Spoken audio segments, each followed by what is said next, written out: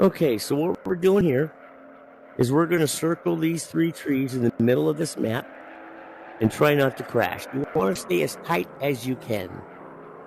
The reason we do this is called our blender.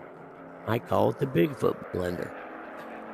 We as a team on team death matches will set a blender up on different rally points in different maps.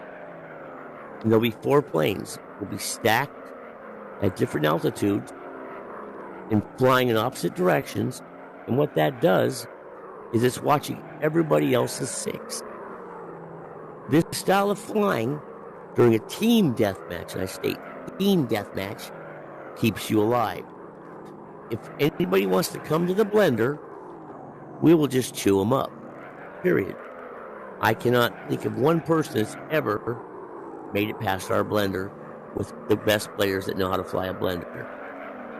So that's what we're doing right here. You don't want to crash, you just want to kind of fly. Get as tight as you can. Feel the controls of your plane. Another thing, while you're flying, don't hold your throttle forward full. You'll burn out your engine. You want to keep your throttle. I usually keep mine right at the cusp of blue to yellow and just keep tapping it. And that gets me at about a speed of 240. When you need a burst of speed, it's okay. Crashing happens.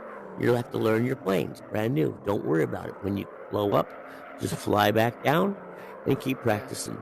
Try to get as close as you can. This is Sons of Ragnar Flight Training 101. We're basically going to fly in circles as close to the trees as we can without crashing our plane. At some point in time, we're going to... Go ahead. Sorry. I like how there's an X in the center. That's like a sort of iron sights. Roger. Yep. That's where your bullets will actually land when you're fighting, when you're firing. Okay? Well, good job. Now just don't worry about it. Just respawn. Come back again. When I slow down, it's a little bit tighter, but sometimes I forget to pull up. So, we're going to teach you the float. I call it the float. Other people